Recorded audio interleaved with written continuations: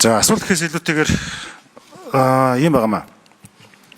Манай энэ аюулгүй байдал гадаад бодлогын байнгын хорооны ус энэ хурал болж байгаа. Тэгэхээр бидний шалгуур бол яг аюулгүй байдалтай холбоотой. Тус байнгын хорооны одоо авч үзэх хамаарах асуудлын хүрээнд энэ асуудлууд явагдаж байгаа. Төсөвтэй холбоотой асуудал. За тэгэхээр яасан гэхээр нөгөө эгийн голын захилгаан станц гэж баахан яриад исэн маань олон жил гасж байгаад явжээ. Тэгээ энэ дээр бол Монгол Орос чинь тал талаасаа ингээд мөнгө гаргаад явах байсан чинь тэр төсвөнд жишээлбэл 1 тэрбум төгрөг хасагдсан юм байна.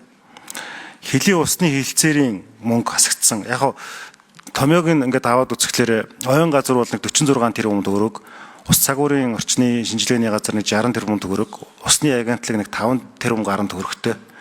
Тэрнээс урсгал зардал 2.4 тэрбум төгрөг нь бол үлдээд 2.9 тэрбум хасагдсан. Тэр дотор ч нь болохоор энэ эгийн голын хөлийн усны хилцээрийн нөгөө хэрлэн тоонт монтой холбоотой нөгөө стратегийн буюу 14 мега төсөлтэй холбоотой төсөвд хасагдаж тэгээ яг энийг бол эн чинь бас нөгөө бидний бас аюулгүй байдалтай холбоотой сэдв учраас одоо байгаа дүрмийн дагуу бол эн чинь нөгөө нэг төсвөөс дотор нь гүйлгэж авах гэдэг шүү дээ. Тэнгүүд бол яг энэ нэг ой юм уу ус цагуурын газраас юм уу гэдэг төвлөн дарга яг энийг би эргээд асууж яана л да. Тэгээд энийг бол яг энэ холбогдох нөгөө төрийн захиргааны төв байгууллага яамныхаа сайттай ярьж байгаад ажлын хэсэгт энийг санал болгож оруулъя гэж бодлоо. Ажлын хэсэг санал байдлаар оруулаад ингээд судлаад үзье гэдэг талаас нь яг нэг протоколд энэ саналыг бас хэлмээр байгаа юм. Тэгэхээр түрүүний л нөгөө ярьсан эренбий асуудал болчиход байгаа байхгүй юу? Магнас өрн дарга. Одоо яг нөгөө сүүхэтээ нэгэн төсвөө авч үлдгэж байгаа юм шиг үгүүнүүд нь ингээд гээгдэх гээд байгаа юм шиг юм болчиход. Тэгээ нөгөө энэ сангийн сайд руугаа болохоор хасчлаа гэдэг. Энэ хүн чинь субъектив хасалт хийхгүй байгаа шүү дээ.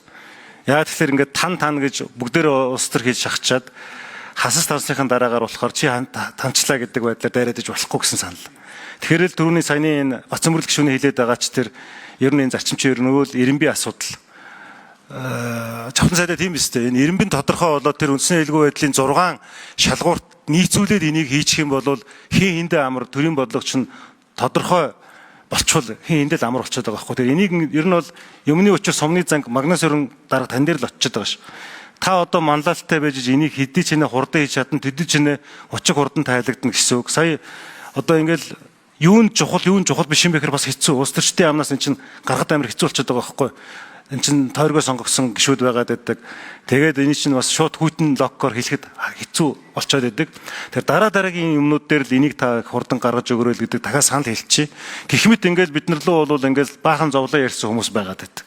Алинд нь үгүй, алинд нь тийм гэж хэлэх нь бол бидний мэдхгүй юм болчиход байгаамаа. Тэр энэ дээр бас та анхаараарай л гэж хэлье.